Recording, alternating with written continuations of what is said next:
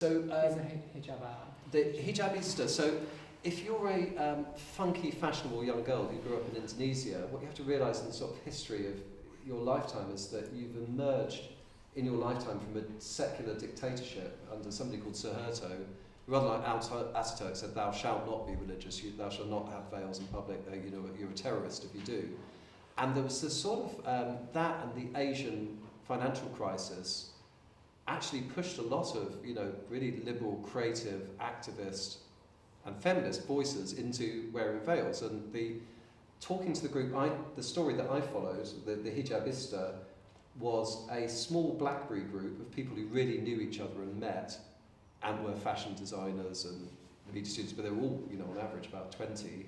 And they moved their forum, because there were a few people couldn't fit on the BlackBerry thing, because they had a limit of about 30 people. They moved it onto Twitter, and 1,000 people joined in a morning.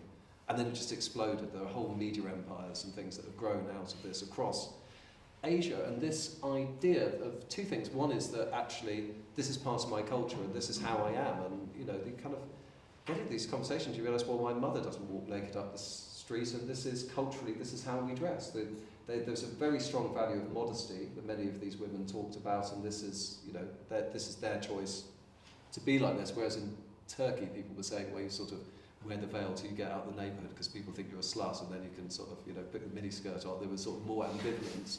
I didn't hear any of that. But I got a marketing lecturer in Indonesia who I was put in contact with, and she writes for this blog for the scene, and she went and interviewed a lot of people in the scene. And it's just really glorious and funky and positive, and it's mostly a story about how social media enabled a group of friends to become an international phenomenon almost overnight.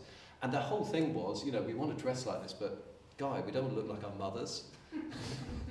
And we actually want street fashion. There's whole fashion trends running through this, from sort of tropical colours through to there's this whole sort of quite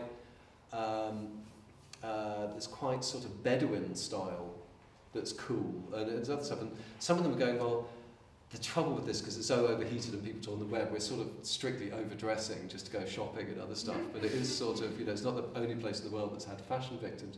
But it's a wonderful story, because I think there is a Western perception of the region that doesn't often get beyond the veil. And certainly some of the women that I know that I talk to when they're writing the book, and that would be their stumbling block. And it's just interesting to hear some people who happen to look like this, and you can see they're funky, brilliant people who are building fashion businesses and social media empires and e-commerce empires, and having a fantastic time being fabulous, really. And it's good. And I think, lightly, going back to my original title, there are points in the book where you feel like you've got inside the conversation in the culture, as opposed to just looking at it from your prejudices, either massively positive and liberal and guilt-ridden, or negative, or mixture of the both. But actually, just you hear people who are doing stuff that makes sense. We see these in Topshop. We know where they got the idea from that. Well, you do. I mean, you go to Topshop, you see a lot of it. What's you call it, Warzone chic? That sort of Arafat thing, and the skinny jeans. You see it a lot in Topshop.